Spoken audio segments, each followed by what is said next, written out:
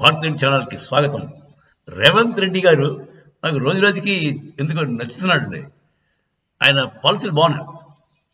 ఆయన అందరినీ కలుపుకుంటూ వెళ్తున్నాడు. శత్రువులు మిత్రులు అలాంటి పెట్టుకోవట్లేదు. అస్మదీయులు తస్మదీయులు మాయాబజార్ సినిమాలో ఇప్పుడు మిగతా వాళ్ళందరికీ మన బాబు గారికి, జగన్మోహన్ రెడ్డికి వాళ్ళందరికీ క్లియర్ కట్ ఉంటాయి.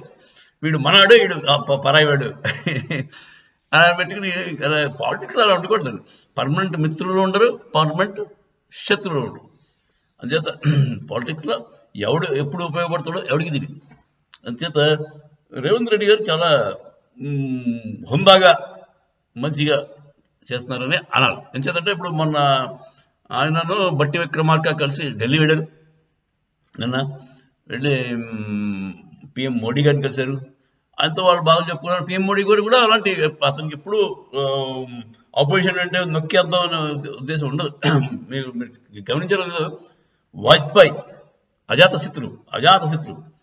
ఆయన ఎవరికి శత్రుత్వం ఉండేది అంటే ఆయన అపోజిషన్లో లీడర్ కింద ఉన్నప్పుడు పివి నరసింహారావు గారు ఆయన్ని చాలా కన్సల్ట్ చేసేవారు. ఇప్పుడు వాళ్ళిద్దరు కలిసి డిస్కస్ చేసుకున్నారు. యుఎస్ కూడా పంపించారు డెప్యుటేషన్. ఇది యుఎస్కి మన పార్లమెంట్ రిప్రజెంటేటివ్ కింద వెళ్ళాడు.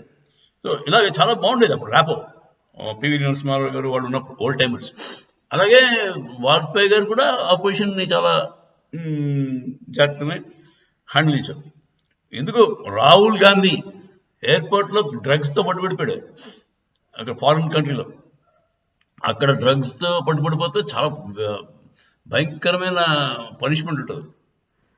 మొత్తం ఒక 10-15 ఏళ్ళ దాకా లోపల వేసేస్తారు, బయట రాని. అలాంటిది వాజ్పేయి గారు పర్సనల్గా ఇన్వాల్వ్ అయ్యి మా వాడు వీడు పాపం ఏమనుకంటే పంపించేయండి జాగ్రత్త అని చెప్తే వచ్చాడు. అంత మంచిగా ఉండేవాడు ఆ టైంలో. అంటే అపోజిషన్ కూడా మన బీజేపీ వాళ్ళు ఎప్పుడు కూడా అపోజిషన్ కూడా శత్రువుల్లో చూడరు నాకు తెలిసి. ఎందుకంటే మన సిద్ధాంతం ప్రకారం, మన హిందూ సిద్ధాంతం ప్రకారం చంపదగిన ఎట్టి శత్రువు చేత చిక్కినేని కీడు చేయరాదు పొసగా మేలు చేసి పొమ్మనుటే చాలు. మన ఉదాహరణ ఉంటుంది. చంపదగిన అదే, అందుకే అదే మనకి 30 వచ్చింది. వాడు గజనీ మహమ్మద్ గారు 19 సార్లు పృథ్వీరాజ్ చౌహాన్ అటాక్ ఇచ్చాడు. ప్రతిసారి కూడా పృథ్వీరాజ్ చౌహాన్ రాచమర్యాదలు చేసి పంపించాడు వెనక్కి. వాడు ఒక రాజే, నేను ఒక రాజే, పాపం యుద్ధం కోసం వచ్చాడు అన్న రీతిలో ఉండేది అతను. ఆఖరికి 20సారి వాడు గెలిచాడు. గెలిచిన వెంటనే మన పృథ్వీరాజ్ని చంపేశాడు. వాళ్ళకి మనకి ఉన్న తేడా అదండి.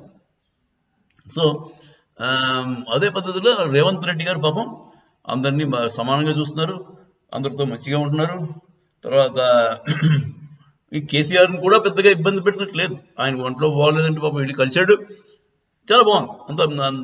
ఐ రియల్లీ అప్రిషియేట్ ఈయన వ్యక్తిత్వం చాలా బాగుంది. ఆయన పార్టీ అయితే నాకు నచ్చదు. కాంగ్రెస్ పార్టీ అంటే సోనియా గాంధీ వాళ్ళకి మరి ఎలా బరాయిస్తున్నాడో పాపం ఎన్నాళ్ళు ఇతను ఉంచుతారో కూడా నాకు డౌటే.